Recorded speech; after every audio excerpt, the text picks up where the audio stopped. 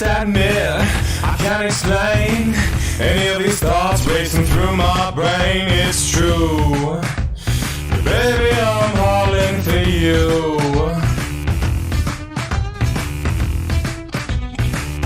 Alright, something wrong with this plot. The actors here have not got a clue. Baby, I'm falling for you.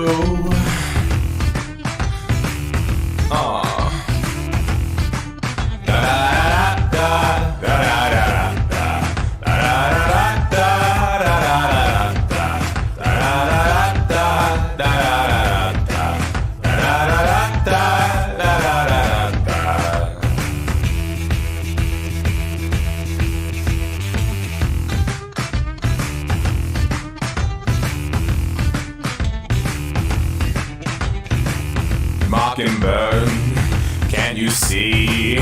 Little girl's got a hold on me like glue.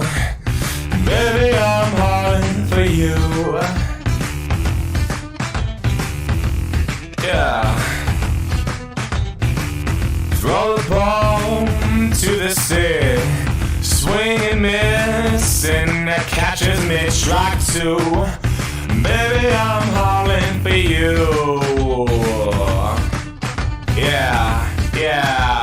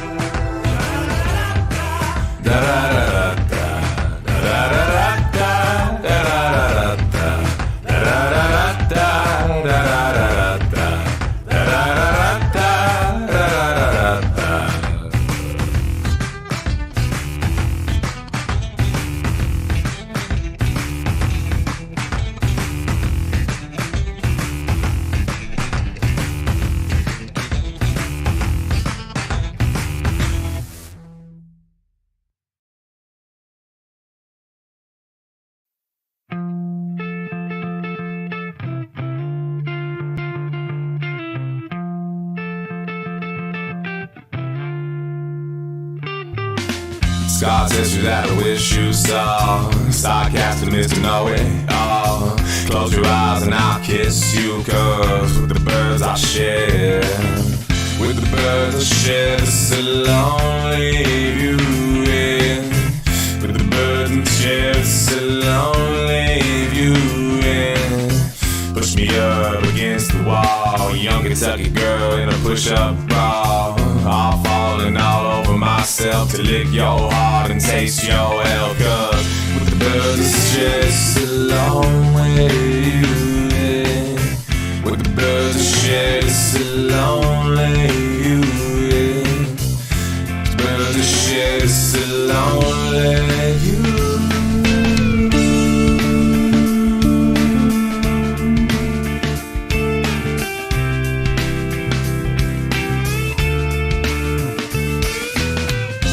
Lost in a bathroom stall, Southern girl with a scarlet draw. Wave goodbye to mama and pa, cause with the birds I shed, the birds I shed so long leave you in.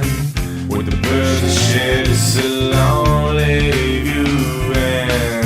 Soft spoken with a broken jaw, step outside but not to brawling. Autumn sweet and we call it fall, and I'll make it to the moon if I have to crawl. With the birds that shed so long leave you in. The birds that shed so long leave you in. The birds that shed so long leave you in.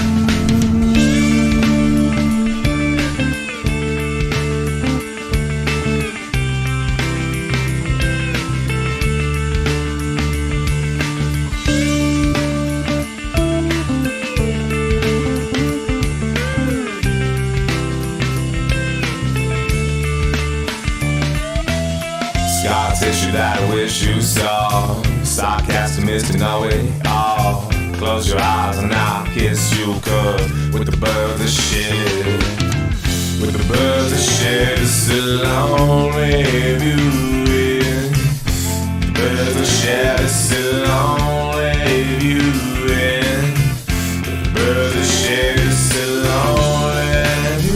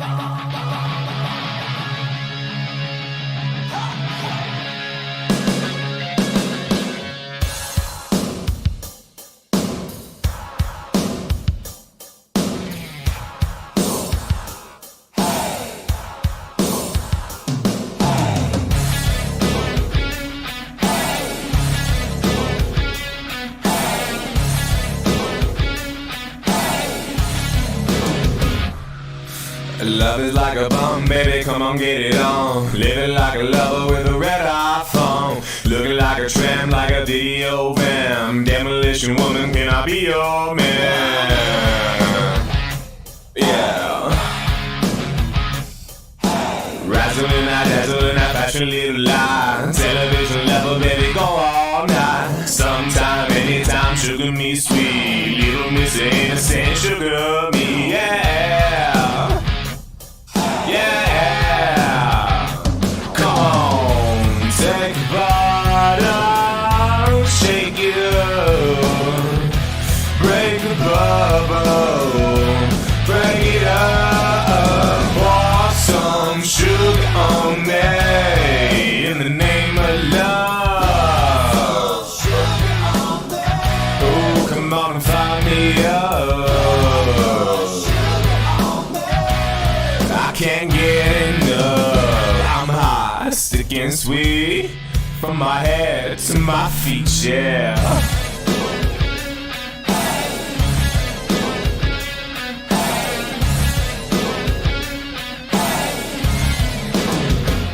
Listen, a red light, yellow light, green light, go. Crazy little woman in a woman show. Made a queen, man, a queen, rhythm of the love. Sweet dream, saccharine, loosen up, loosen up, loosen up. You gotta squeeze a little, tease a little more. Easy operator, coming knocking on my door. Sometime, anytime, sugar me sweet. Little Miss Innocent, sugar me, yeah. Yeah. Come on, take a bottle, shake it up, break the bubble, break it up, pour some sugar on me in the name of love. Come on and fire me up.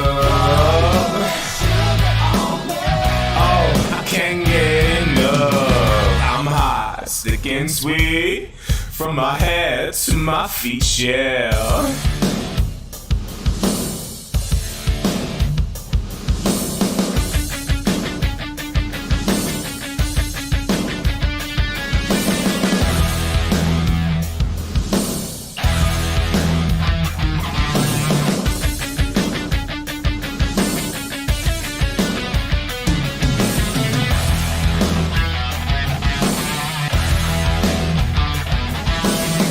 got the peaches, I got the cream. Sweet the taste, 'cause I'm hot, hot, skin sweet. From my head to my feet.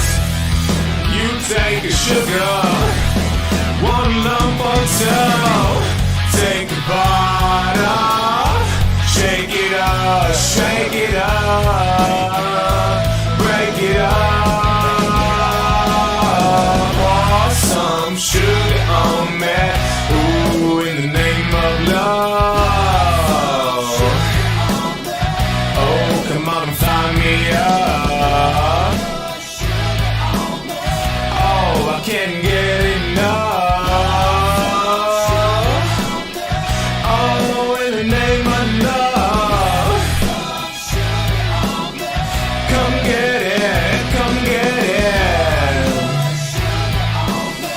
Oh,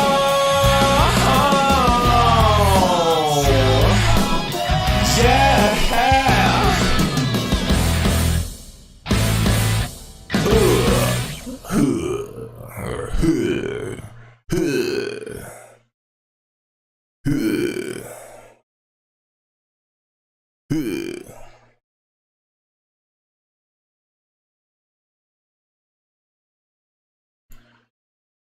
Oh fuck, I forgot the intro. Ignore that.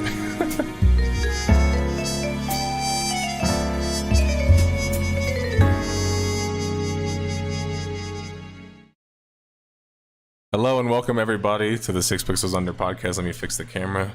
Look, if you're wondering why am I fixing this stuff right now, welcome to the stream. Welcome to the stream.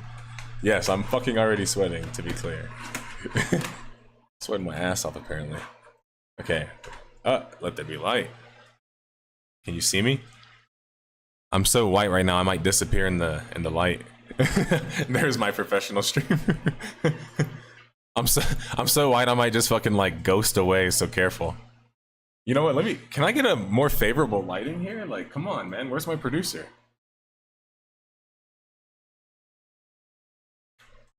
There we go. Alright, can I change let's see. I'm gonna change it from the camera. Cause okay. It's because white balance was off. I was like, dear God, am I that white? Like, I know I'm white, but fuck.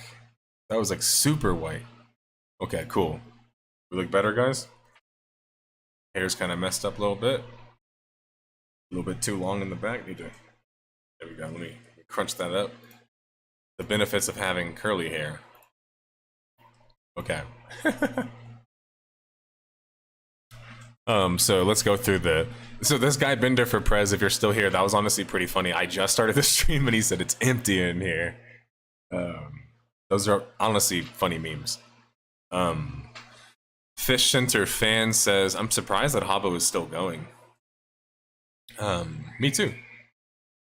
Dodie Mayhem says, I very much enjoyed your video on Habbo Planetside, and like you said in your video, I wish... Huh? Oh, okay, you forgot to finish your post. I wish they were as popular as when we were kids. Gotcha. Let's see what else. Who wants to watch your... Jurgen Neiman says, who wants to watch your stream? I mean, apparently you. Because the only way you can even post in my chat is by clicking on my stream, so you are literally a viewer of my stream, which means if that's an attempt to own, you owned yourself. It's like, you have to be a little kid, or like probably just stupid. Those are always my go-to now, whenever you're dealing with people on the internet. It's either a little kid, or someone's just stupid. Like, it's honestly pretty good guess most of the time. Alright, so I want to talk about Habbo Hotel. I'm not going to be streaming long today because I actually want to rest and take some time and chill. But I want to talk about the Habbo Hotel video. What are some aspects that I loved, that stood out to me about making the video, and so on and so forth. So, as I talked about in the video, if you haven't seen it, please go watch it, because I'm not going to go into the full history here. But Habbo Hotel was my first virtual world. Right after that, I discovered Dark Eden. These two games for me like basically formed my love and interest in all things virtual, and things Korean, and things foreign and things online, and just virtual worlds in general, and had pretty big like impacts on me. And so doing Habbo Hotel was like, although the game's not dead, so I don't feel like I'm letting something go to rest. It's more like, it's this feeling that I have of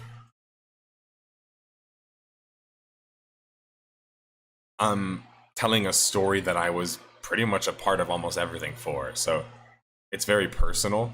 And did I ever consider myself rich in Habbo? Yes, I did. So that these are good questions. If you have any more Habbo specific questions, since this is a Habbo themed stream, well, and more as always, but just let me know. So in Habbo, I was probably a brokey for a number of years.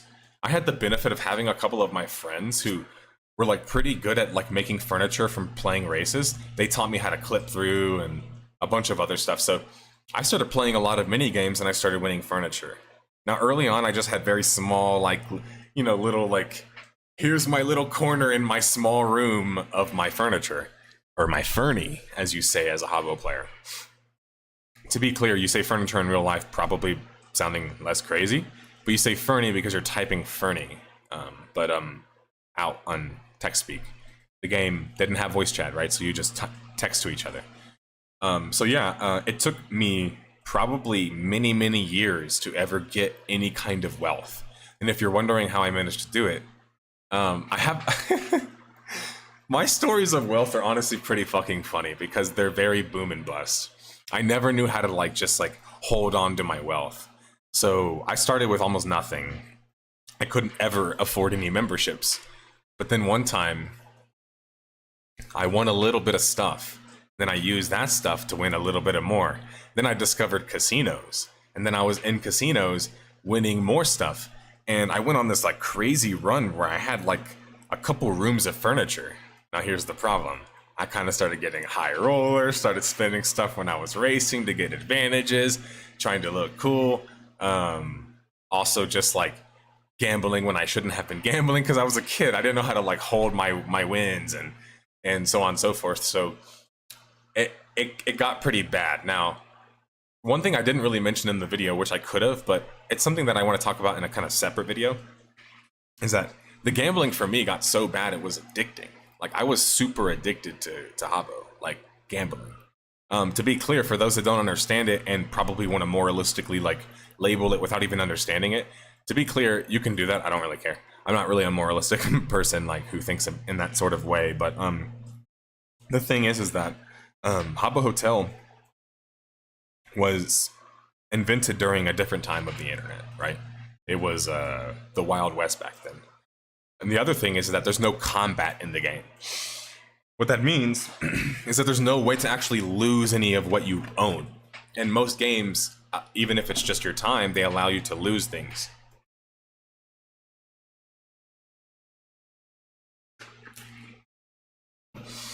And that's an important part of the process, is losing things. Of any MMO, of any virtual worlds. So I got really into it. Yeah, well, wired gambling wasn't around. You have to think I was playing in 2002. As soon as at the end of one. Yeah, I was playing at the end of 2001. So, I mean, I was playing for, like, I think years before Wired came out. I mean, you're talking like I was playing like 8 years before Wired ever came out.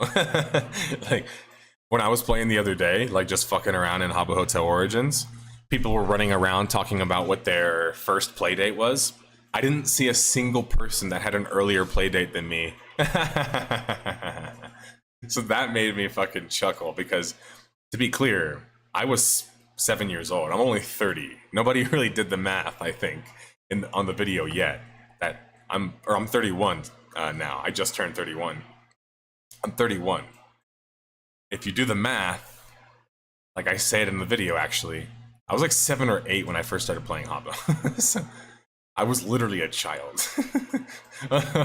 And again, there's a lot of like questionable things about that, and I think I outlined those in the video. I think I gave a pretty, like, some Habbo fans might be annoyed that I was like honest, but like I was honest about the game's flaws.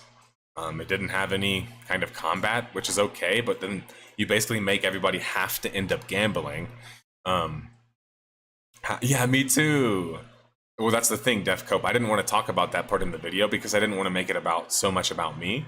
But like, dude, Habbo made me commit fraud. Like not made me, you know what I'm saying? But I mean, I was literally a kid. But I remember being like 8, 9 years old, stealing my grandma's credit card, like because I live with my grandparents. And to be clear, she said that I could use it, but whenever I went to use it, it didn't work. So like, I went on in like the middle of the night and tried it again, but I didn't have her supervision. So the problem was like she probably only wanted me to get something really small, and I did, but the transaction wouldn't go through, and I think it's because I messed up the data.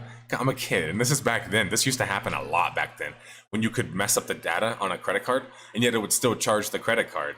Isn't that kind of weird? Like it would still like charge it. So literally, it kept charging the credit card every time I tried to do the transaction. So my grandma the next morning wakes up, and to be clear, my grandma was literally an insurance broker. So like, she understood financials and always got her money back. Like no matter, she never got screwed on any of her deals in her life. Basically, she was good with money. She was raised that way by my great grandpa, who was like a World War II vet that got like famous and rich, basically.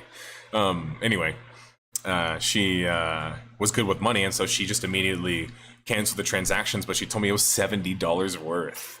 Imagine, this is before all the kids started stealing money on on app stores and now like Roblox and Minecraft. Like I was I was doing that in 2003.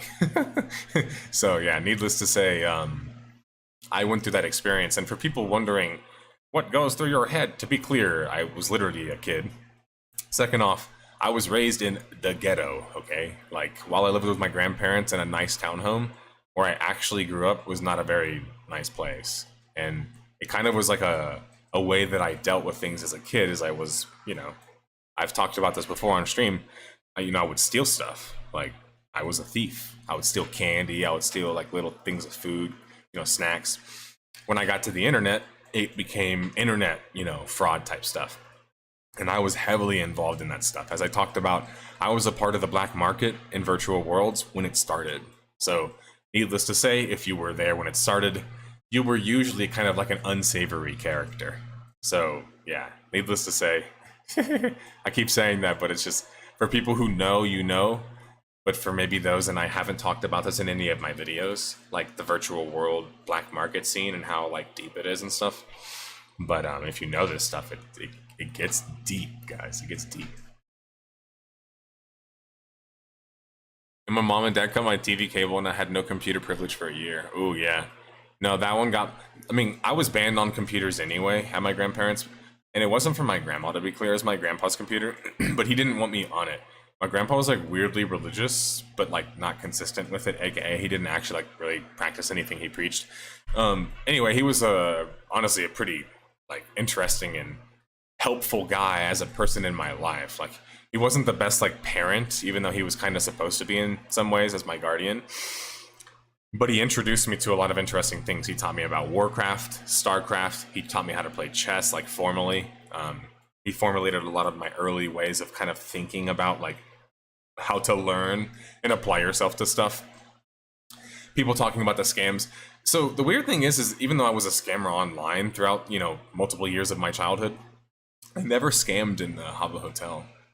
As weird as that sounds, yeah, I never did. Maybe because I saw it as like my home and I didn't want people to like, give me a bad reputation, but online it was kind of like, well, this is like big and ambiguous. Who cares, At least that's what I think in my head, But yeah, other things that I wanted to cover that I didn't talk about in the Habbo Hotel video. Yeah, no, my grandpa, like, it's pretty interesting. I don't really know why, but he was interested in video games.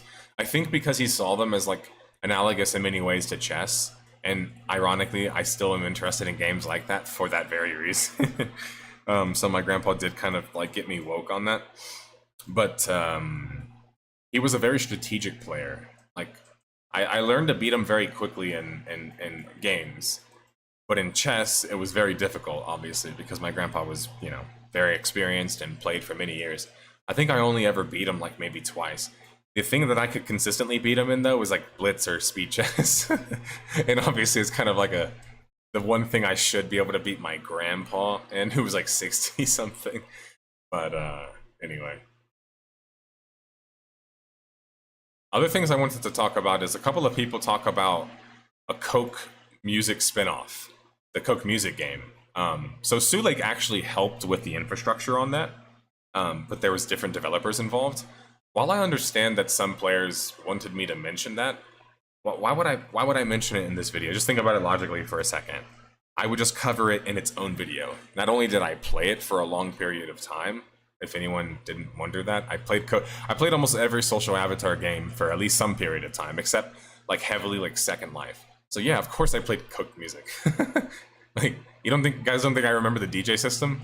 I was there. You don't think I had records? I was rich as fuck in Coke music. In fact, I traded my rares from Habbo to like a deal where we would trade piece by piece by piece, and I ended up being like super like insanely rich. What's up, Master? I'll talk about my screen names in a second. That's a good one. But yeah, Coke music was fucking amazing, man. Like, cause yeah, it's music, and it's just like there was so much going on. Now I didn't mention it because again, it's not. This is not about Coke music. It deserves its own story. It's its own virtual world. There are some similarities, sure, but other than that, yeah, that's about it. Now, some other things I wanted to mention. I'm gonna go through the greatest hits here. There's gonna be some funny stuff, so bear with me. All right. Had a bunny that was a furniture broker, not sure what else to call it. Finally, when he cashed in, he had $11,000 to put towards his tuition. And this is like people wondering how big I ever got in terms of like black market, you know, selling stuff, different video games. Never got to 11,000, okay? Maybe in total, in all of my career, I got that far, but never got to 11,000. This was a funny one I wanted to react to. Because sometimes people like to talk about this as a criticism for social stuff in virtual spaces, and I'm just the guy to talk about that stuff, because first off, you would never say this to me in person. Literally. You would look up to me, and you would not say this to me in person.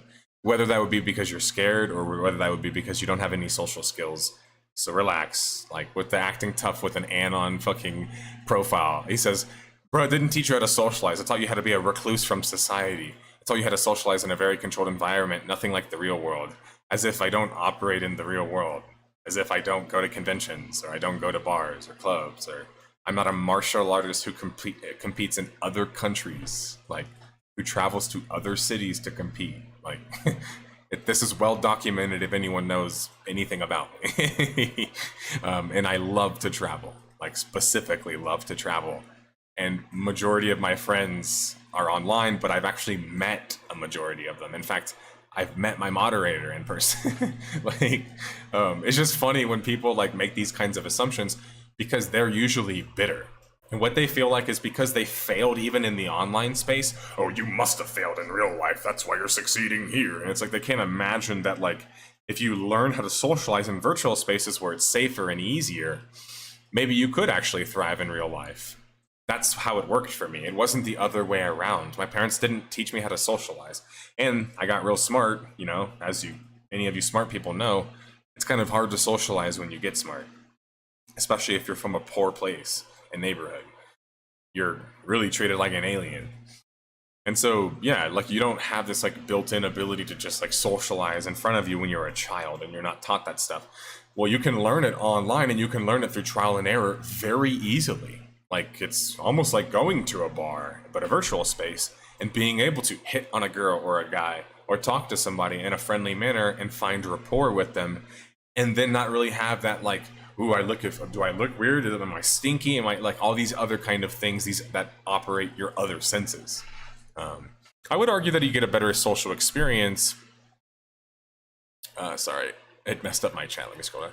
I would argue you get a better social experience and social knowledge in an online world in this place like a bar. You would, and that's what I'm saying, is because most of these places are designed to overwhelm your senses on purpose for fun reasons. If someone like this has even been to these places, which I doubt they have, if they're making arguments like this on my YouTube, especially without knowing me, they wouldn't argue any of that stuff. These places are made to override your senses, not enhance them and to you socialize even better. It's like, what the fuck? Like, no, even school is not the best place to socialize in many cases because there's other things going around and sometimes they preoccupy whatever you're doing. Like for me, I worked as I was going to college, so I didn't have a lot of time to socialize actually while I was in college. I did in my work and outside of my work, but not in my actual schooling. Um, yeah, I wanted to also talk about this guy. He said that he loved the dragon eggs in the game, and I wanted to mention that I love the dragon eggs as well. Now, a couple of other things that I wanted to talk about before I forgot is that some people, a lot of people jumped in on the polls closed meme, which is very not surprising, I should say, because that's the biggest example of Habbo going mainstream. So meaning that like if you're a Habbo fan and it annoys you, it shouldn't really surprise you that it annoys you because it's like the mainstream's view and exposure to Habbo Hotel. And for people that didn't know, Polls Closed was a meme that came from 4chan where it was basically like you would dress up as African American or black people, depending on your definition, and your view of where they come from based on the view that they designed them in. They would dress them in the specific clothing with an afro and started blocking public spaces. Now, what was funny about this to me is that history over time, and I think people in chat are going to back me up on this because many of you were there, history over time told a different story, which is that this was a rightful cause and justful cause, and it was because they were over moderating certain kinds of people. None of that is true, like, to be clear. Like, I literally was there. I've said a lot of horrible things in that game. I never got banned literally a single time. And my character was not white-skinned like I look right now with this light, shining on me. It was more like this kind of skin color, or like the darker parts of my body, which I do tan before you laugh at me. So then, recently now people talk about it more like it's this movement. It was a movement. Here's the funny thing about memes and many 4chan movements and even Goon Squad movements. We were always smart enough to trick the rest of the idiots into thinking that there was a reason that we were doing it. That's what cracks me up as I'm reading these comments of people who I was in Goon Squad as a kid, okay? Like literally playing Darkfall with Goon Squad. And it's just funny that people are trying to tell me about how things were going. Like, oh yeah, well really it's because of these reasons. It's like, really? Those are the reasons that we trolled people about, okay? Like, these are joke reasons. Like, if you believe the 4chan fucking Goon Squad reasons of why we trolled people, you're an idiot. You want to know what our troll in Darkfall was as Goon Squad? We're here to defeat the evil Zerg who's occupying all the lands. They were a friendly role-playing guild. They weren't even that evil. And they would let you join them. Like... But we literally convinced an entire, internet that we were the ones being persecuted. We're the fucking Goon Squad.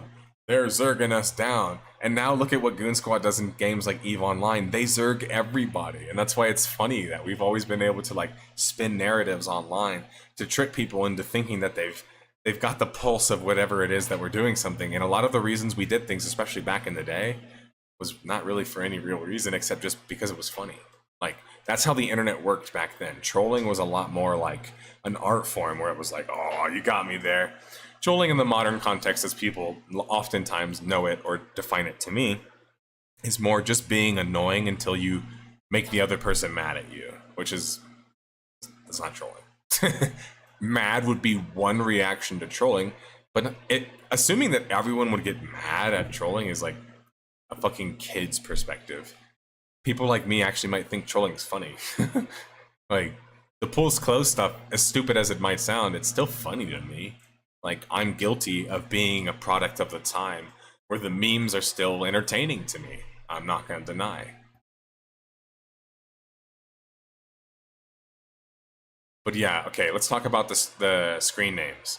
For Ryu 454, or 55.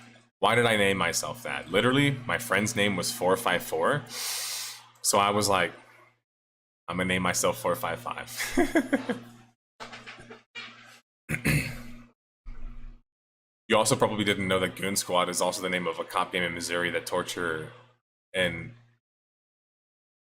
I don't know what SA means, but I'm gonna assume like sexually assault or something like that. Sexually assault. Oh no, Santiri. I know you're Finnish because Santiri's a fucking Finnish name. Dude, the Finnish people are coming. They're about to fuck me up and shit. All the Finns are coming. They're gonna fuck me up. Like the thing about Finnish people, they will tell you how they feel, which I respect that about you guys. Like, okay, let me talk about, before I get to my nicknames, let me talk about the Finnish names. To be clear, although I am very large percentage of Ukrainian, as people will point out, and also Germanic in senses, also Eastern European, that doesn't mean that I have any Slavic language or exposure to the Finnish language. Okay, to be clear. I'm learning still, even though I speak, but I'm learning more Spanish, and I'm learning Korean. Like, these are difficult languages that I'm still learning, so I don't have the ability or brain power to learn another language. So yeah, I don't have any ability to speak any kind of Slavic or Finnish name. Now, I did actually have a Finn friend of mine, a good friend of mine who's been a moderator for a while, correct things. The problem is that, as you can imagine, if he's a heavy accented Finnish speaker, right, he's speaking his language or English speaking version of his dialect, I still am gonna struggle to pick up on what he's saying. Like, it's not like my sources can be perfectly spoken English and Finnish speakers. My source was a perfectly speaking Finnish speaker, which makes sense, right? But the problem arises that when I heard him say simple, I heard in English, which is very common in English and Spanish and Korean actually, a soft A. I heard sample, sample. So I kept saying sample. And people got mad and said, no, it's simple, simple. My bad. Mabi. You really mangled those Finnish names. I know. You can yell at me for that. Now, one thing I will defend myself on is that Riola is difficult as fuck to say. 1. 2. People were saying you said Sulek wrong. Okay, this is something that Europeans do that basically anyone not from your country will hate you for. And I'm not even exaggerating. Like, I've seen so many memes that explain this very well, but bear with me here. It's because whenever somebody speaks an English name, right, or speaks a name in their native tongue, whatever it may be, they're going to use their own voice, their own pronunciation, and accent to speak it. So a good example is anyone in chat want to tell me how Adidas is actually pronounced? Because most people I know pronounce it Adidas or Adidas. It's not pronounced like that. And most people, I think there's a couple Germanic people in chat can probably be like, yeah, it's not pronounced like that. Yeah, I know. And that's kind of the point, is that most people pronounce it, yeah, it's Adidas. Adidas. Adidas. Adidas. See, I can't even do it that well. So no wonder why I don't even fucking pronounce it. Asidas. No, that's in Spanish, dude. Or no, in Spanish they either go asidas or they go adiadas. Adiadas. But you get the point. You say it based on whatever your given language or dialect is. So, for example, Adidas is a famous one, but there's a lot of other ones. See, polls. We have a poll in chat saying that he says it the correct way. So there you go. Like, there's gonna be some people that are closer to Germanic regions or Slavic languages that are gonna understand some of these differences better, and that's why I never claim to be good at pronunciation. So I'm defending the Sulek thing because, again, anyone in the US or the UK says Sulek. Sulek. Not Sulek. Sulek. Sulek is like a unique Germanic, Eastern European, Finnish sounding thing, okay? It doesn't sound like the rest of how the rest of the world pronounces that stuff. How do I say Puma? Oh no. Oh no. Is it Puma? Or Puma? If it's Hispanic, it's Puma. But if it's, maybe it's like Puma? I don't know, man. I'm scared. Is this a gotcha? Maybe some other. Oh yeah, the screen names. Let's get back to the screen names now that I've been roasted in English by the Finnish people. So my second name was Confessions. That's because I bought the album on disc, Confessions by Usher. Then my next name was Big Timers. That's because Big Timers like Lil Wayne and Manny Fresh. And then Master of Foreplay. Okay, let me. Where's the camera? Let me. Can I explain? All right. Your boy was having a lot of cyber on the internet. Okay. Your boy was chatting a lot at young ages.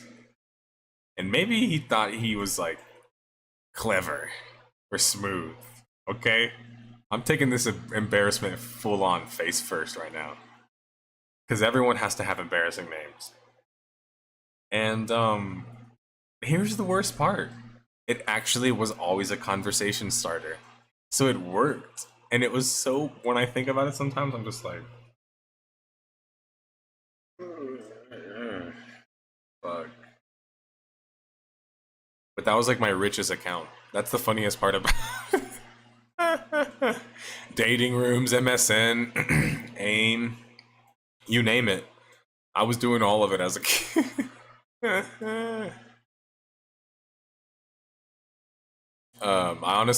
I've never guessed whether English was your second language or not. If I've been asked about it, I maybe would have thought you're Canadian.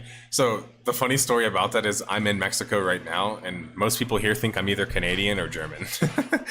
They're always like, "Oh, you German?" I'm like, "No." They're like, "Oh, okay." I'm like, "What's the next one?" They're like, "Are you Canadian?" I'm like, "No." I am not Canadian either. I'm not German nor Canadian. So, I'm a boiling pot mix of weird things. That's why I look strange and I have features from all over the place. My beard's 3 different colors. It changes in the light. My eyes are different colors. And depending on the light, where's the camera? My hair's curly and brown, but it started as bleach blonde as a kid and straight. Like, so I have Nordic blood, obviously. A lot of Nordic blood because I have a lot of Scottish and Irish blood, but they're specifically Gaelic. So they're Gaelic. They're Gaelic. I got the guttural pronunciations from that, but that's the only language at the moment that I know even a little bit of guttural pronunciations for. But so long story short, they were Scottish Vikings. So I have a lot of Nordic blood for sure. Obviously, you see that. Anyone who sees me is like, "Oh, you're Scottish looking," or "You are Nordic looking." I realize that my body, I'm very large, big frame, big shoulders, like the whole, like, I fit all the kind of like Nordic qualifiers, but I don't actually have any like connection to any Nordic part of my family nor ancestry. Like, I know they exist. I know there's family out there. I don't have any connections to any of these people. And the same as this applies to my Ukrainian slash Russian side. So my family fled from Poland slash at the time Austria-Hungary, as they were both Greek Catholics and Jews. I had both in my family, which were both persecuted by Protestants. And anyway, my family fled then to Pennsylvania, very famous place for people like that to flee. And yeah, then my dad's dad came down south and met an indigenous Mexican woman who is why I have curly hair, who is why I have a big nose, a big head, and yeah, I think those are the only features that I've got from that side of the family. But yeah, then that's like, that side's Mexican. So now I was born in South Texas. For those that know South Texas is very Mexican because it used to literally be Mexico. So we have a lot of similarities in culture between North Mexico. Obviously, my family is from North Mexico. So yeah, I'm like I'm like a rainbow. I'm all over the place. I'm even 1% Sardinian for some reason. And obviously, for those that can't intuit, because my family is Sephardic, which means that they are Jews from the Iberian Peninsula, I'm both Portuguese distant and Spanish distant. I think like 7% or some shit like that. So, yeah, like people will often call me Spanish when they look at me, especially here. People often will say, if I am Spanish speaking, they'd be like, oh, you're Spanish. And it's like, I mean, not really. I'm Spanish, like ancestry, like DNA testing, but like what connection do I have to Spain? My family hasn't been there in like 500 years, so yeah, I don't have any connection to Spain. It's a cool place though. Anyway, no, I wasn't 7 when I came up with Master of Foreplay. Master of Foreplay must have been probably at least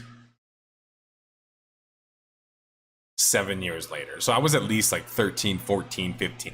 I was probably 14. I was probably 14, 15 is my guess.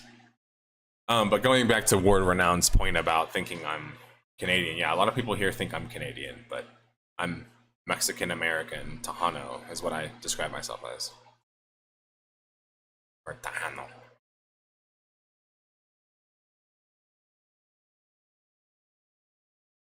Yeah, some people like us, deaf, have crazy stories. Obviously, some people have very distant stories. So their family has either been in America for a long time, for generations often. My family, as it stands, on my dad's side, on his dad's side, was only here for one generation. What's up, Indigo? And then on my dad's mom's side, they were only here for one generation. Well, no, because technically my dad's my dad's grandpa brought his son, so it's kind of like cheating. So I'll give that 1.5 generation on my dad's side, but it's straight one generation on my dad's side because his grandpa was literally like illegal, and we got citizenship eventually, don't worry, but that was very common back in the day in the 1900s for Mexicans to cross the border to work in America because they were literally asked to by the workers and factory owners in Texas. Anyway, ancestry is very interesting, but it's an interesting thing even socially, politically. And you might be wondering, what are you talking? You can kind of see what kind of person somebody is by how they react to history, family history, and ancestry stuff. Because either people make it their entire identity, oh, this is my DNA test, or this is my ancestry. Or it's the opposite, people resent it. Oh, I don't know anything, and man, fuck you, you're a weirdo, like you're being kind of strange, and why do you care so much about dead people and your ancestry? So people will go to like these extremes, and it's interesting to watch it unfold. Because it's almost always like if nobody knows any of their history, they almost always resent it in some kind of way. The only people that I know that don't care about their history don't have any, basically. Sorry, I'm just being honest. And I'm saying maybe you just don't know it, but like, yeah, when Slavic people meet me, they think I'm Slavic, like, or Germanic, like 95% of the time. I've met multiple Polish people here.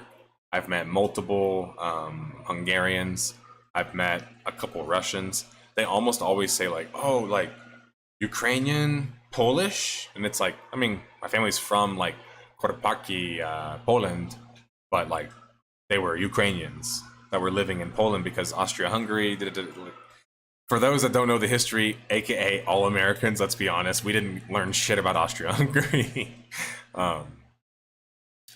Those on that side of the map and that were a part of Austria-Hungary know this story. So many of you are just kind of like, yeah, we know.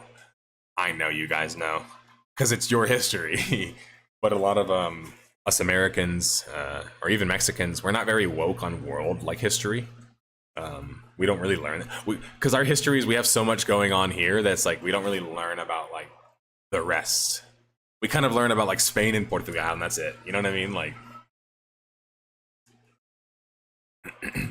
people often will say I'm Jewish too, by the way, which is true, but is weird because it comes from like weird angles and And like you can't actually identify me as that in terms of any other way, like cultural or language or any of that other shit, right?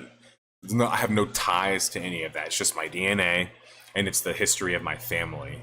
They were literally Jewish, so it's like I could be like, I'm not Jewish or I'm not, but none of that really matters because for some people, if you just are, it's like you're evil.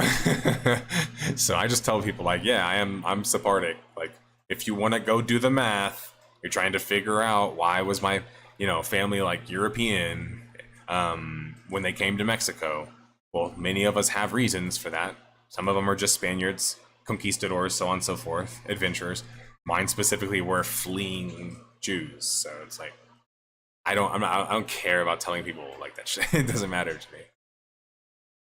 Also like for people that don't know anything about Jews or Jewish culture, for them it's a bit hard to understand like what any of this even means. And it's like, well, I'm Sephardic, which means like the Jews that fled the first temple being burned down fled to other places in the Mediterranean and created either what was described as Mithrathi Jews or Sephardic Jews, who created their own kind of like language that's mixed with Latin. It's called Ladino. And they lived in these places for many, many years and they were fine and everything. Then obviously everything went bad. Everyone usually knows that part of the history. The Inquisition, the Spanish Inquisition will always get you. Well, it got my family, that's for sure. But anyway, which made more people disperse, which creates more dispersal, which yeah, it's anyway. My family's a family of fucking immigrants and a family of refugees, sadly. And I say sadly because although it's cool to have history and da da da da da, usually if your history is of refugees or immigrants, like first or second generation, your story is kind of like, yeah, it's kind of, it's kind of like a shit reason. Like, someone got fucking evicted, fucking the British people decided to get rid of your crops or sell all of your farms to other people. Actually happened, right? It's called the Edicts and Clearances of Scotland. Many different things about that unfortunately plagued my family. So yeah, it's like, if you're wondering how it felt being a kid, I knew nothing about any of my family history. I think because my family history is so fragmented in so many different ways. But thank God for religious institutions, because they are some of the best record keepers. You can hate religion, guys, all you want, but it's just true. Okay, as someone who has I think 4,000, entry long tree, trust me. In fact, recently I had a clinical expert here in Mexico, looking at my family tree. Like probably trying to find some kind of connection or whatever else, but it's just funny. Like I literally have other people looking at my tree and being like, oh, this is interesting. Look at all these connections and stuff, and like seeing if they can find their own connections. 1 second, let me be right back. Let me go to the restroom.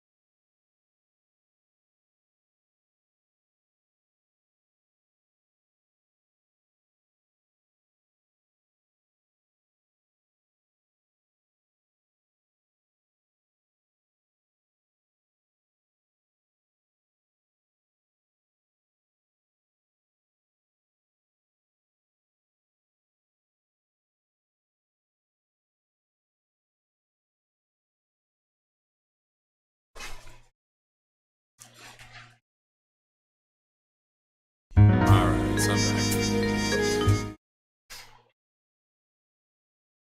Yeah, since Dottie, you're Polish, I'll show you. 1 second. Where my family's from. I think they came in like the I want to say like 1920s.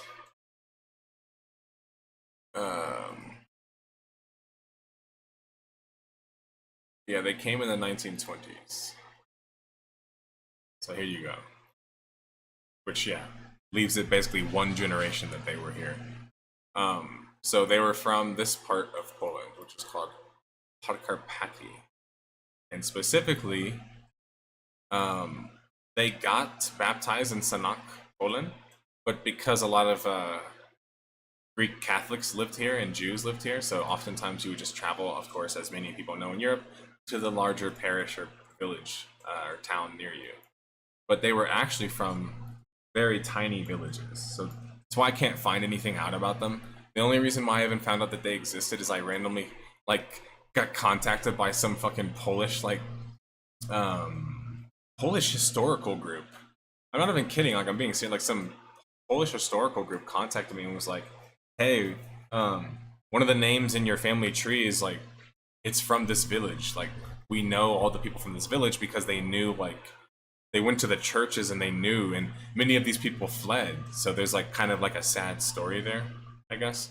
So this is where the majority of my family's from. Is this tiny little like place in Poland called I'm gonna destroy the name, but Klasny. It's beautiful, but as you can tell, they were just like farmers, like subsistence, like basic farmers, like had very simple lives. This is a Greek Catholic church, if you're wondering why it looks like that. Greek Catholic is, for those that aren't aware, Kiev, since my family's Ukrainian, it makes sense that the majority of Greek Catholics have nothing to do with Greeks in any kind of way. It's actually Greek Catholic is like the split of the church in the Catholic Church in a sense. And I don't want to like oversimplify it by saying that. But it has influences from Byzantium times. For people that know, the Byzantium Empire had a massive empire that influenced everybody culturally and religiously. And they ended up influencing a lot of this region. And there's millions of Greek Catholics in the entire region of Poland, Ukraine, so on and so forth. There's millions of them. But it's just like in the big scheme of the world and so on and so forth, you're probably never gonna meet a Greek Catholic Polish person or Pole or Ukrainian. It's pretty random. But yeah, beautiful architecture. For those that aren't aware of Byzantium church styles in Greek Catholicism, it's honestly fucking gorgeous. And again, I'm not Mr. Religion himself, but I love architecture, including religious architecture. And I mean, look at the art. It literally has the idols from Byzantium times. You can go look it up. That's how they looked during that time. And yet, this is a church in Poland. How crazy is that? You know what I'm saying? Like look at the cultural, like how far away is the headquarters of Byzantium time? Like, you know what I'm saying? It's like the spread is crazy. And then this other little village here, Makre. And as far as I understand, Makre doesn't have its own church. It's just a tiny little, like, village. My plan is to go visit these places, but as many of you can probably intuit, because there's literally a war ongoing right now, and it involves more than just Ukraine. It involves also the border of Poland. It's kind of like, unfortunately, not really something I would do right now unless I could have like an escort. And I'm not that important enough to have an escort, let's be honest. I'm a nobody, so I'm not gonna get an escort. So yeah, like, but I do want to go to Krakow. I want to go to Lviv. I want to go to Kiev, obviously. I want to go to these little areas, including Sanok, which has a very interesting history. So, your parents are both from small villages in the Highlands. Oh, okay, that's cool. Yeah, I don't know anything about the architecture in these lands. Maybe you could tell me, Dottie. Is this like mountainous? I mean, I could pull up a topographic map, I guess, if I wanted to. Graphic. Oh wait, no, like an actual topographic map. Topographic Poland? Oh, okay, so that is the mountainous region. I guess that makes sense. It's a good place to hide from people. But yeah, check this out, guys. By the way, if you don't know that, like, what different types of maps exist, first off, maps are amazing. I need to get you guys woke on maps. Second off, maps like this is what people like me used to have to study whenever I was doing construction. Even you still have to study like how architecture would be affected by things like mountains and stuff. Yeah. Yeah, so that's kind of what I'm saying, Dottie, is like, and I also just know that it's not even just about like the things that I mentioned. I don't want to have to deal with like the social politics of people being like, yeah, but your family's from Poland, kind of thing, and me being like, yeah, but they're Ukrainian. So then all of a sudden people's demeanors change. Like, I'm not saying that's exactly what would happen, but I've had conversations with, Eastern Europeans where it kind of did become a point of contention, needless to say. Because obviously, is it a surprise which side I support? My family fled in the 1920s. Does anybody want to raise their hand to who do you think my family fled from? Like, it's funny because I remember someone one time told me, "Oh, why do you even care about this? Like, you don't have any connection to this part of the land." And it's like, I don't really, in terms of like a direct connection to it that I can talk about or know, and like historical, cultural things that I learned. My family is culturally something else. But I mean, literally, my family fled from. I mean, insert blank. Like, anyone want to fill in the blanks here?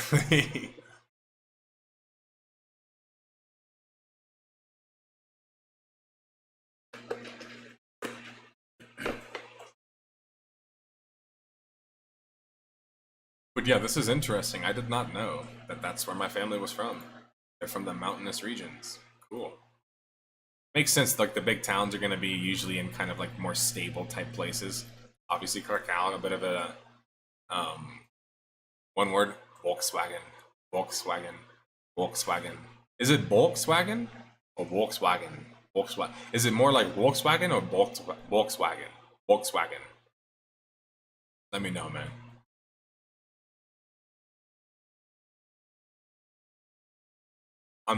I've been learning like Slavic type pronunciation like 2 years ago. Like that's how like new it is. Like, because like I said, my goal is to literally go to Poland, the eastern part to be specific. Because yes, I know you can go to Poland right now, guys. I'm talking about the eastern part, where literally a lot of the drama is happening. Sadly, um, and then of course I would like to go to Ukraine proper. Um, Maybe see if I can track my family more because unfortunately the furthest I've been able to track my family is the villages in Poland. But since they're immigrants that traveled through and became like Austrian Polish, like I don't really know where they're actually from. So I'm curious about that. And if you're wondering how would you figure that out, well, you can find different historians and people who track family name lineages, but also you can just talk to churches, and oftentimes you can find the records of churches. For example, in some cases, I've tracked historical records through churches for 600 years, like, and I'll describe kind of like the importance of this stuff. And I'm glad we got to talk about this because for anyone who knows me, I love history and I love this kind of stuff.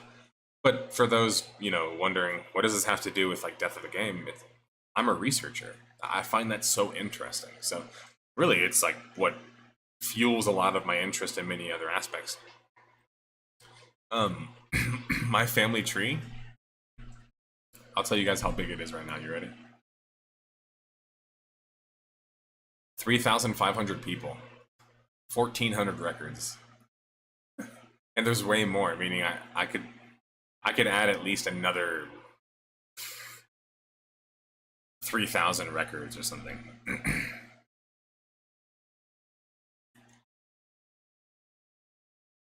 um, so yeah, like my tree is insanely large and pretty much accurate. I might have made a couple of mistakes here and there, but luckily I've been able to track pretty accurate records. So as you can see, I'll simplify this for you guys to zoom in.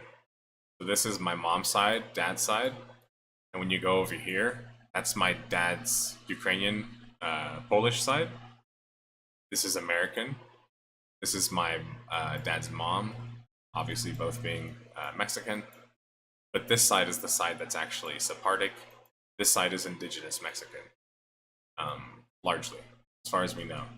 Which is why I'm 9% indigenous. For people that wonder why am I indigenous, or why do I talk so much about indigenous rights or things like that? I know I don't look like it. My nose is from my grandma, so this is an indigenous nose. So fuck you to anyone that doesn't think that I belong. She gave me her big ass head and her nose.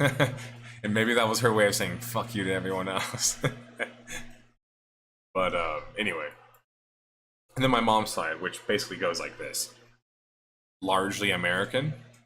And then the other side becomes very Nordic, as you can tell by the names. MacIver, Redling, Graher, Borst, Toomey, Keith, Borscht, lots of Borsts, Ferguson's, Mackenzie's, Logsdaughters, Arends, Gras, Arensens, Helge Seider. Fuck, you guys are challenging my pronunciations now. But yeah, you you get it. Yeah, and to be honest, that cat in the past, I've been hesitant to like go into certain aspects because no matter what, as you do, it starts to basically show people more of your personal positions. And while I don't necessarily in a vacuum care about that, when I initially made my channel, my goal was to never make it about anything other than kind of virtual worlds, but like I kind of realized kind of how naive that is, because if I'm talking about social politics in general, I'm always going to end up talking about things like history, ancestry, different cultures, because I have to tell people that speak in very popular positions and like top streamers that will say stuff like, oh, but there's no regional differences. I don't understand the concept of localization. And it's just like, if you understood history, you'd never say something like that. Like, if you understood your history, you would never say something like that, because if you have any immigrants in your family, you would have seen how much they had to change in order to go to different places. Like, for people that don't know this, like, this is gonna make people laugh. When my Scottish family came to America, what language do you think they were probably speaking? Anybody want to make any guesses? Because my guess is that many people are gonna guess wrong. Like, common misconception is that all Scottish people that immigrated were English, right? But it's not true. They not only had their own groups of indigenous people, they had a large group of indigenous people called Gaelic people that was basically Nordic people colonizing the northern part of Scotland. And although it might have seemed like that was just the Vikings invading, they actually ended up forming like a weird bond and becoming for people wondering who's a famous, that's always something that people like to think about. What's a famous person from this group of people that kind of like simplifies things for people? Gordon Ramsay. Does nobody here know Gordon Ramsay? He's like the poster head of being Gaelic. Like, does he speak it? No. Does he even necessarily talk about it that much? No. But he claims that he is a Scottish Viking. If you claim you are a Scottish Viking, that means that you are Gaelic. Like, you are from a Gaelic tribe. You were literally separated from the rest of the English population because you were considered an other person, a different person. So yeah, they were speaking Gaelic. As far as I understand, most people that are from that group in Age of Time knew Gaelic. They were just being forced not to speak it by the British, by literal law. So many of them lost that language and culture as they came to America. So a lot of Americans think that people like my family from Scotland spoke English, and it's like, they didn't. And if you're wondering how did that affect you growing up? So I've told people before, but I was very fortunate to grow up with my grandparents and great-grandparents. So I lived with my grandparents. Yeah, it kind of sucks being away from your parents for whatever reasons, right? The cool thing is that I got exposure to my great-grandparents. My great-grandparents are the ones that basically came from different walks of life. My great-grandparent on my mom's side was a farmer turned World War II vet, like engineer, so he had this total, crazy like history. Then of course on my dad's side, you have immigrants, the story of immigrants, the story of indigenous people, the story of a fleeing European family. So it's like, go down the list and I think everyone has interesting stories in their ancestry. Maybe not as like fucking crazy as like mine, because obviously my family is a family of immigrants. But I think you'll find that you have an equally, in some ways, interesting history. You just have to, you know, be a little bit curious about it. And if you're wondering on how, the easiest place to start is with all the family names you know. So I knew my great grandparents' names and their grandparents' names. So I could actually just look that up on my own. I even was able to just ask my aunt, what was a great grandpa's dad's name? Isidro. Okay, cool. Isn't that a fucking badass name in Spanish? Isidro. That was his name. And so you go down the list, and then suddenly you start plugging it into Ancestry. You add your DNA to it, and it shows and adds different things. For people wondering, are DNA and Ancestry the same thing? Like, are genetics and Ancestry the same thing? No. And I think that's the confusing part, that it confuses the majority of people. And it creates this like resentment on both sides, where people hate when they talk about Ancestry and people make fun of them, because the other people think the other people are actually talking about DNA. Or in some cases, they'll be talking about DNA, but the other people think you're talking about Ancestry. So to describe the difference, in many cases, Ancestry is talking about distant, right? When you talk about Ancestry, you're not talking about within the past 250 years, generally speaking. That's not considered ancestors, not really yet. Most people consider anything about 200 years to just be distant family, all right?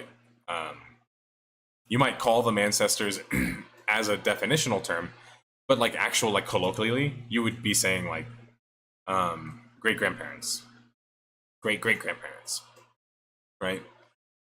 So that goes back about 2 to 250 years. Now here's the interesting thing, for those that don't know, DNA tests only go back as far as about 250 years. So the whole picture is not painted by just your DNA. You only know what your last fucking family was doing and fucking around, literally fucking around, in the past 250 years. You understand? So DNA gives you this little, like, it's helpful because it tells you what's your genetic makeup right now from the different stories and ancestry that you've had. And it tells you kind of, in some cases, where your family's been. You can even track where you've been sometimes based on just your DNA. Now, it doesn't really do anything else past that. That's why people will often tell you that just looking up your DNA is not really enough to learn anything about your family. And it's, sadly, not really. You can know general ideas, but you're not actually getting like the information you think you're gonna get. So what's ancestry? Well, ancestry is the thing that extends past DNA, generally speaking. So you're talking about anything past your great-grandparents, up to third great-grandparents, up to the four greats, you know, like in the community we call it 4G, or you just say however many G's, or you just say 4G, the fourth great grandpa or grandma. That's when ancestry kicks in. And at that point, for many people, depending on your family history might just be connected all the way to the same country that you currently reside in. There's nothing wrong with that. That's totally normal. Like, that's just called being normal. Being an immigrant means that you probably have more of like a ancestry. Now, what does all of this mean in terms of cultural and identity? Well, that's the other thing that's also separate from this shit. And I think, again, I'm not quick to make fun of people who talk about ancestry like it is cultural, or DNA like it's cultural, because they just don't know. They don't have exposure, so they're not aware. So I don't make fun of people like that. A lot of Europeans will make fun of Americans because they're like, my fifth great grandpa is Scottish, which makes me Scottish. And they'll make fun of them and be like, like, look at you. You don't even know your great grandpa. You've never even been to Scotland. You don't know anything about the family there. Your family doesn't even still have land there. These are common things you'll hear people make fun of people that love to claim that they're Scottish. Family name can be a good marker depending on your family's ability to keep their family name. For example, my Scottish family was able to keep their family name pretty much throughout history. That's because they're all Catholic. You see what I'm saying? Because it's a Catholic tradition to keep the name. So like you can trace the McIvers, which is my family name, back to the 700s. It's old as fuck. Now, before any of you might say, "Oh, old family names, that must mean that you're really cool." Here's the funny thing about old family names. Sometimes it means you're really cool. Sometimes it means you just were a bunch of farmers that lived in the same place and never left that same region. So your family never did anything crazy of note. So you never learned about the MacGyvers because they never did anything. Like sorry ancestors, but that's kind of the history of my Galach family. Is like they're just farmers. They're just chilling. You know what I'm saying? Like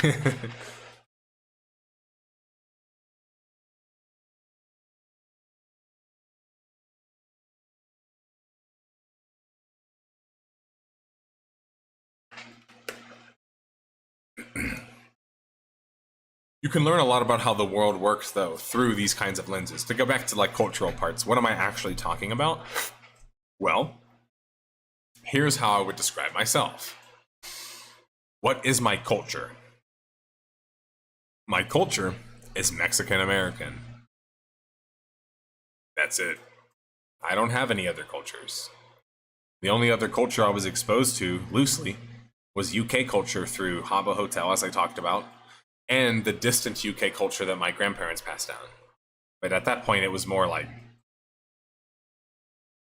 Minnesota farmer, fucking Scottish farmer culture. You know what I'm saying? Like, it wasn't like Scottish, like city culture. It was more of like the farmer culture. Um, and so, yeah, that's the extent of my culture. It's not that complicated, actually. Now, how does it get complicating? Ancestry, DNA, right? Well, DNA, I've shown it before, but you guys want to see what my DNA looks like? I love showing this to people, not just because it's interesting to me, but it's also like insanely fucking complicated. All right, check this out. To be clear, if you are looking right here and you notice that I have more Irish blood than Scottish, as far as I've tracked all of my family's Scottish. The problem is, they oftentimes will share DNA and get linked together on DNA tests. I'm as kind of being the same thing. So like, do I have Irish family? Yes. Do I think that I'm more Irish than Scottish? Fuck no, motherfuckers. I'm just kidding. But not that it really matters, but I just think that I would mention that because all of my ancestry links me to Scotland. So I don't know why on the, and if you click here, it actually will tell you. You see this right here? Also found in Scotland. Also found in the Faroe Islands, which is where Gaelic people are often from. Needless to say, as you can imagine, and Northern Ireland. That's kind of why it gets a little bit confusing, right? So this is my DNA. Remember, my culture is Mexican American. And I'm in Mexico. I'm not Mexican only. I'm Mexican American. Everyone here knows that, trust me. No one here is confused that I'm also American. They know that I'm a different kind of thing. And they also know that I'm different than just being an American, if they're smart. When you're smart here, the Mexicans are able to identify that I'm a Mexican American, not just American, which means that I'm kind of like this weird, like, subsect, different than them, but also similar in some ways, right? But yeah, this is my DNA, right? So my largest percentages, if you combine the three of these together, are going to be my percentages that link me to the Isles, of course, the British Isles. That's not really surprising to most people. My other strong links are going to be Germanic Europe and Eastern Europe. These are the ones that I've talked about. Eastern Europe, I don't know that much. I know that they consider Ukraine and Poland to be Eastern Europe. So, sorry, I'm poking over here because I'm pointing at the screen, but they consider right here to be Eastern Europe. Even some people consider this just to be Europe these days. But, according to DNA testing, they lump it in as Eastern European. Then, of course, we have the Germanic Europe. Confusing thing is, look at how wide this is. Whereas my family's actually from here, right? In fact, why isn't Poland on the... Okay, it is. Just have to zoom in. Yeah, how come neither of these countries are on the... Maybe because they're too small? That's kind of like a weird map. But anyway, this matches where my data links me to. So you might be looking at this, and I got excited too when this happened, and you're like, oh look, there it is! Like that meme, there it is! Because look, my DNA just matched my ancestry. But it's hard to find it to match up like this sometimes, guys. It's hard. Unless your family could keep their family name or you have church records, you're really not going to get that lucky that your ancestry will match up with your DNA. So I was able to match mine up here, right?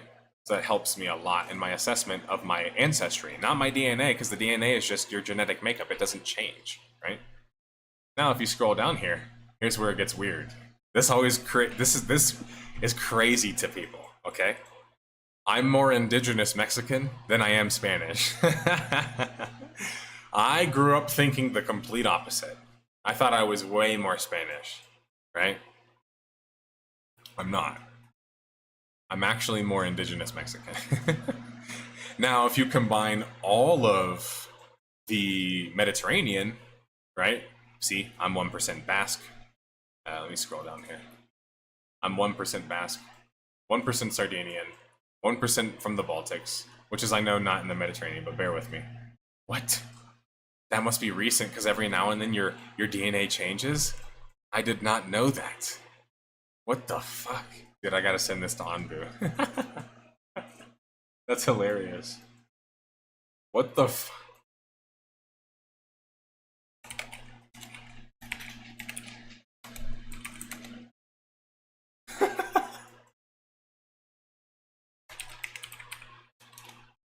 That's just funny because, for people wondering, your DNA will change because it's based on a database and they're constantly getting new information. So mine, for a while, I'm not even joking, said I was African. I said I was like 1% African.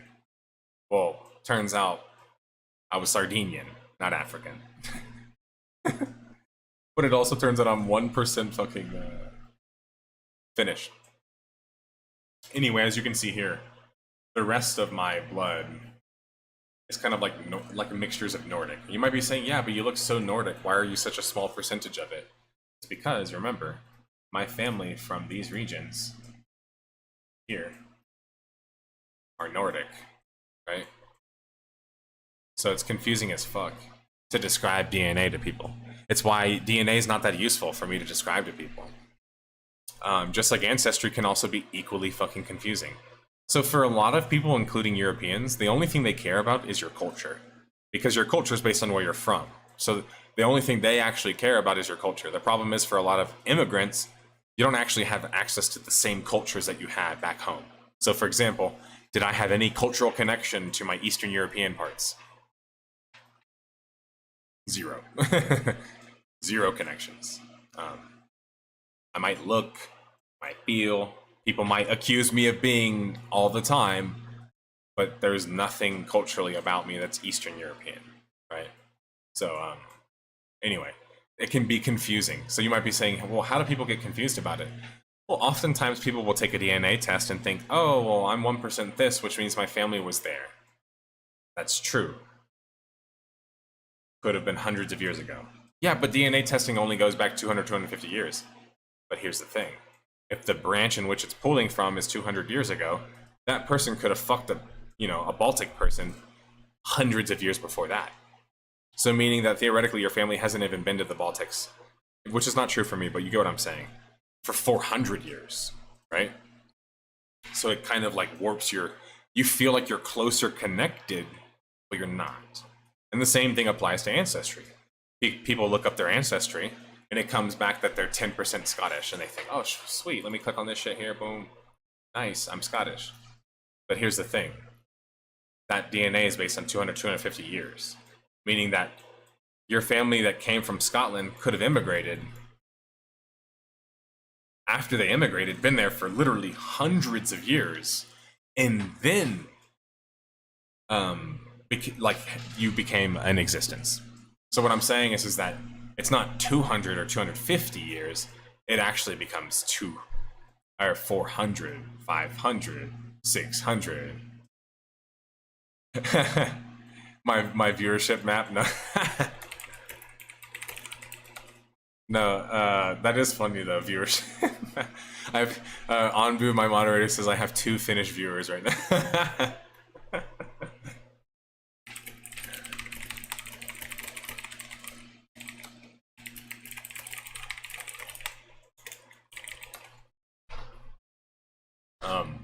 Yeah, and Nordic folks overall have a lot of history there, but obviously my Nordic family comes specifically from this region right here.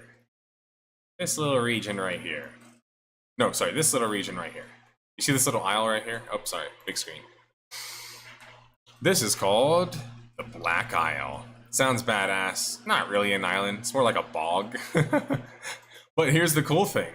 From where my family was from, Ross Cromarty, they could see the castle of Inverness. So that's kind of cool, you know? They could see the castles in the distance, which almost anybody can if you live in fucking North Scotland and East Scotland. There's like fucking castles everywhere. But it's just cool because it's the classical, like, Nordic people showed up right here. And look at where my family's from. Meaning that they literally mingled with the Nordic people and then just stayed in the same fucking place. It's funny as fuck. But yeah, so my point being is that when you go to somebody's family tree, in their head, this is what they think. They think that if they zoom in here, boom. Okay, so this is the son of an immigrant. They think that when he came,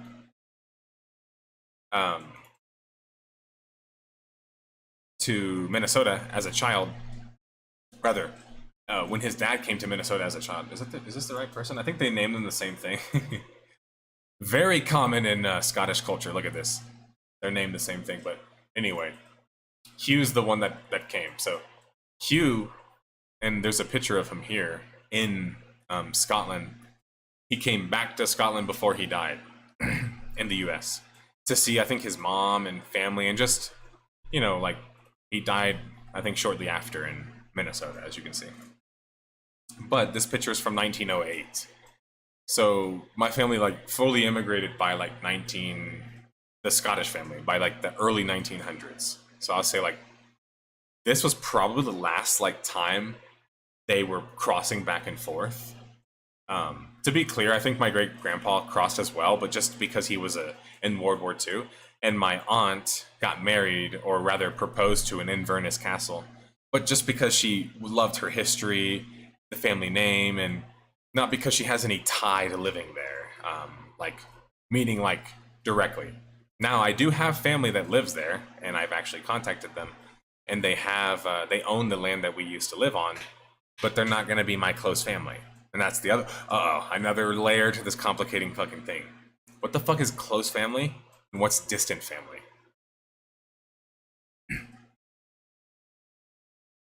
Here's the confusing thing.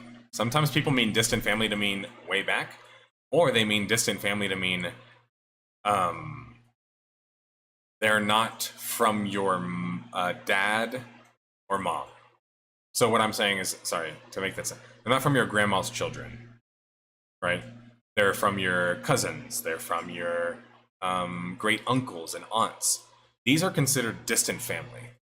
So for example, I can say that I'm related to this person, but if my family name doesn't directly link me to them, and it's more from, like, another, like, marrying the so-and-so and so, that's more of what you would call a distant connection, right? Now, people can argue levels of connection. I don't really give a fuck about that, I'll be honest, but I'm teaching you guys this stuff because you can use this skill on your own to apply to your own families. So as you can see, the MacIver name actually goes back pretty fucking far, and it goes back further than this, but it's just a lot of the same, like, naming themselves the same thing. They don't have any history. They're just basically subsistence farmers for the majority of their careers or whatever. When they started getting histories, when they married into other famous families, and that's obviously going to be very common. See here, they married a Hood. Here they married a Ferguson, very famous name. Here they married a Mackenzie, which, you know, fucking shout out to this Hugh right here, man. This dude must have been slaying indeed, bro. I always think about that when I see this guy, and I'll tell you why. He must have been slaying indeed like crazy because he literally fucked a royal's daughter, and I don't even understand how. Like, he did that in the 1700s when when people literally couldn't stand poor people. You know what I'm saying? Like they were trying to get rid of them. So shout out to Hugh, man. Hugh must have been slaying a mad D. He's the one that owned the family farm, by the way. And I know that because his daughter Jane is the one that we have pictures of. So, as you can see, she died here in 1907, which was shortly after my family visited her. So, shout out to the fucking Fergusons, bro. Although I don't have deep connections to them, they were slaying him, bro. They're the reasons why I'm connected to a royal.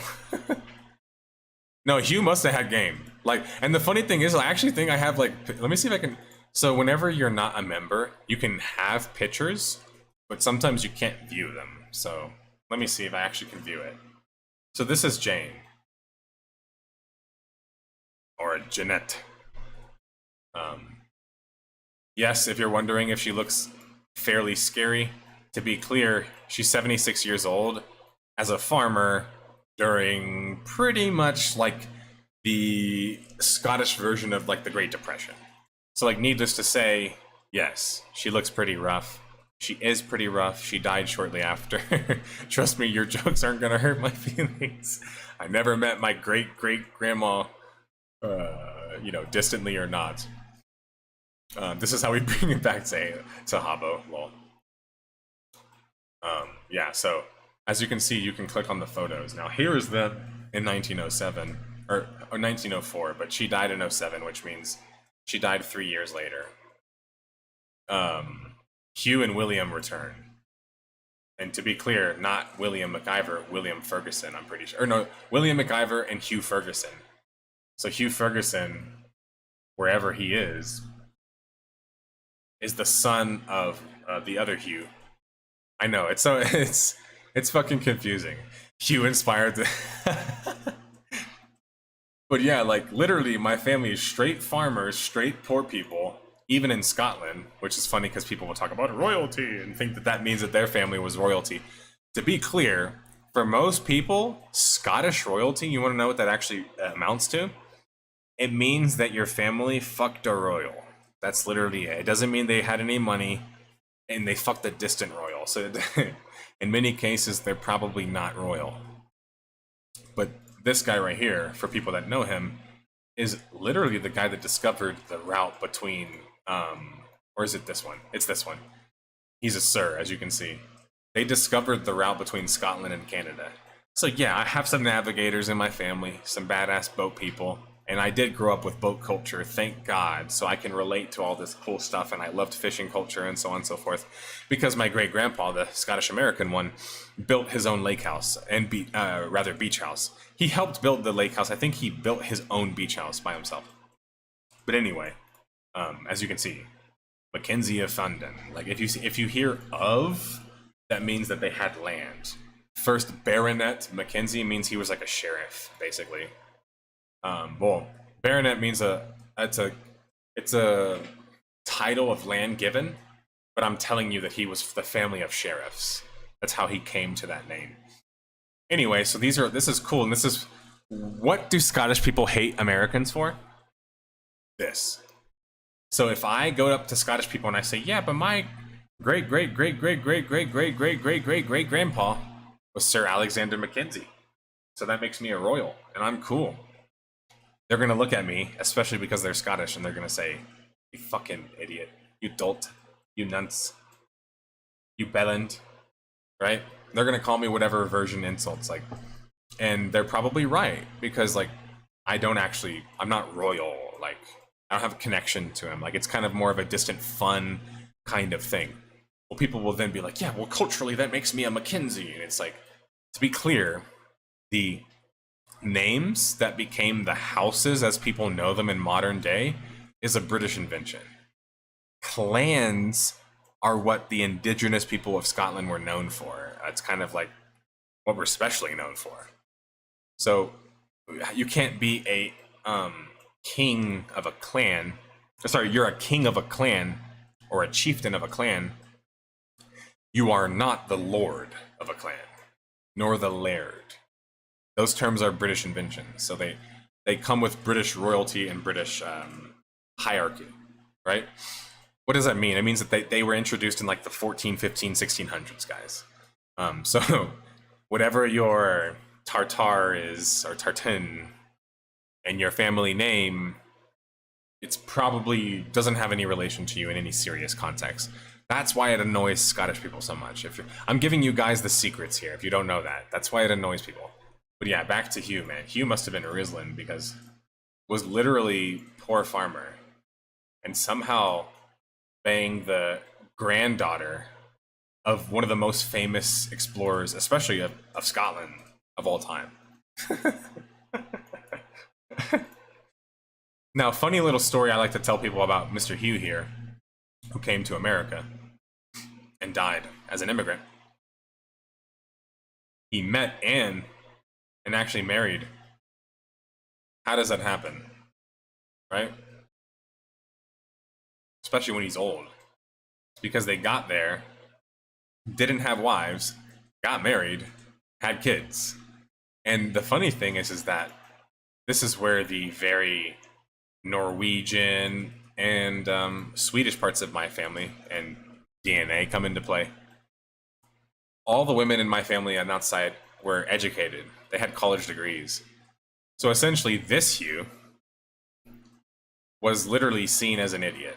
I'm just being honest. My brothers told me the story like this, other people have as well. To be nicer, he was seen as a simpleton. Because he was just a farmer. I mean, what do you expect from the dude? He might have had riz from the heavens, but he's literally just a fucking farmer. Like, you see what I'm saying? Like, he has no, like, special, like, history of all that other famous, like, whatever the fuck. Like, it's just a subsistence farmer. He didn't have any money. Oh, thanks, I'll fix that. Because obviously, as you know, sometimes the pronunciations and names will get wrongly inserted because they're written by somebody that's not native. Which is sometimes what makes this stuff confusing as well. But anyway, like, yeah, she was fucking college degree, smart as fuck, like typical Swedish girl. Because that's actually very common for women, even in Sweden, to be college educated. Well, she looked at Hugh like he was like a simpleton farmer boy. And he would even be like, oh, you're just like a farmer, like you don't know shit, you know? And that's also how Hilma would treat James, which was Hugh's daughter, or Hugh's son. Hilma's family are Swedish. So I was saying Swedish, I meant the other family was Norwegian. This is the Swedish one. I actually have connection to the Swedish parts of my family, just not very much. But that's where Hilma, as you can see, I have her photo. Anytime you have someone in your family's photo on the family tree, it usually means you have a lot more records of them or connections to them. This is how my great grandma,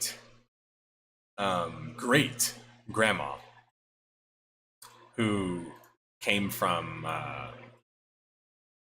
Swedish family, where she came from and how she looked. But yeah, as you can tell, she looked like she was pretty arrogant. I'm just kidding. No, but she's the one that basically treated James like, you're just a fucking dummy. Let me teach you about the world, buddy. Which is fair, right? Because she was the smart one.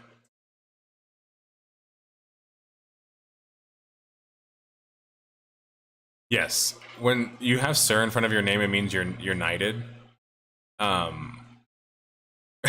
Hugh was doing some exploring as well. Yeah, Hugh was like, dude, I'm really proud of what your dad and your grandpa was able to do. I'm gonna do some exploring of my own, if you know what I'm saying. When I'm done with you, or so, you know, like whatever his fucking stupid joke was. Yes, it does mean that they're knighted, Dodie, but the reason why you don't hear me being like, wow, is it cool? Yeah, Mackenzie Alexander, like, he's a cool dude, discovered the fucking route to Nova Scotia. Like, you know, helped name it Nova Scotia, right? Because so many Scottish people went there. That's cool. You know, is there a lot of Scottish history, including with Mackenzie's in Minnesota, where my family's from? Yes. But my family are McIvers. We're simple farmers. And for some people, that's not exciting, but I like that. I like that story because my great-grandpa was a farmer who became a famous person, basically, right? Like a war star, a millionaire after the war. he had the rags to riches story. I like that story more because I can relate to it more than the royal blah blah blah blah blah blah blah story. You know, it's like I can't relate to him being a sir or some shit or having land and like you know what I'm saying? Like and that's the part that Scottish people will kind of be like, all right, bro, relax. Because they can't relate to it either. How could they? It hasn't been their culture for hundreds of years. So like even for many of them, unless they're like a very royal type of Scottish person or a British person, they don't give a fuck about any of that shit. Like I'm just being honest with you guys. So you'll get memed if you're in a different country. Tell people, look, I'm distantly this, my DNA is this, my ancestry is this. Just don't say I'm blank. Because what they hear when you say that is you're culturally this. Your family is from there in the past 100 years, in the past one generation. You see what I'm saying? That's what most people are hearing. So if I'm in Poland and I say, or rather, I mean, my family's from Poland, but they're Ukrainian. If I'm in Ukraine and I say, hey, I'm Ukrainian, everyone's going to be like, cool, speaking to me in Ukrainian. And I'm going to be like, I don't know what you're saying. Oh, okay, is your family from Ukraine? Yeah. Oh, like what part? This part. Oh, like how long ago? 100 years? You see what I'm saying? It's like, I don't have a cultural thing to discuss with them. Now, if I say it's my ancestry or my DNA, they can just discard that and be like, okay, cool, that means he's not culturally. Or they can be like, oh, okay, let me, why? Or how? You see what I'm saying? I think that's just what's missing oftentimes is that people don't understand that these are different things. Culture is not the same as your national identity. For example, if you say you hate Russia because of what the country does, it doesn't mean you're racist against Russians, right? One's a nation, the other one's an identity, like a genetical thing you're born, right? That would be racist, right? Like, but saying you hate a particular country for the things that they do or did is hating a national identity. It's not being racist, right? Just thought I would make that point because a couple of people have said that to me before. They're like, "Oh, you say you hate Russia?" It's like, I don't hate Russians. I mean, I've played like majority of Darkfall, one of my longest sandbox games that I've played with Russians. Like, they're really fun to play games with and do martial arts with. I'm not gonna lie in any type of way. The people are very fun, and I would even say they're very good people. But does that fit the stereotype of what people might think and all the negative stuff that comes with it? Probably not. But that's why I distinguish between the differences. A nation is not the same as your genetic identity or your ethnicity or your culture. They're sometimes very much aligned, though.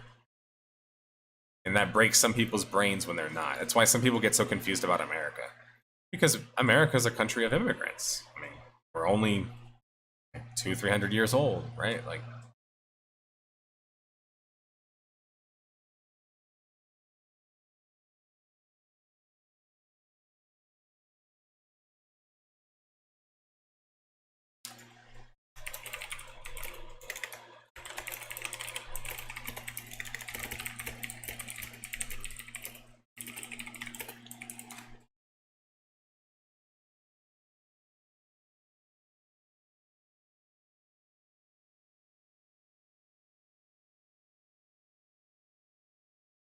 I was reading about someone talking about how we were mentioning how people have died historically from playing MMOs. And Box mentioned there was someone that died from playing League of Legends. Yeah, so there you go. America's 247 years old, not even 300. So, and I thought about that after, and I was like, yeah, I think it's more like two something. But that can break people's brains. Like the Polish guy in chat can joke. There's castles older than America. There's streets older than America. There's bakeries older than America. When I was in Spain, I went to a bar older than America. Almost older than America. Sorry. Older than Texas, where I'm from. So, like, yeah, it kind of like breaks your brain when you realize how old some places are in the rest of the world and how young places are where you are. Like, nobody has any frame of reference for the Middle East or Asia. Middle East or Asia, nobody has any fucking reference. Like, these people were living, and even like islands like Japan, these people were living there for thousands of years before any of this shit even happened. So like it gets fucking confusing, bro, quick. But on that note, I don't really have much else to talk about. I think that was kind of it for me. We memed a bit, we talked about a lot of things, and I didn't get that much sleep today, so I'm gonna get some sleep. Yeah, and maybe that's why people are concerned about it. They also have a lot of influence, so they don't really have a choice but to be concerned about it.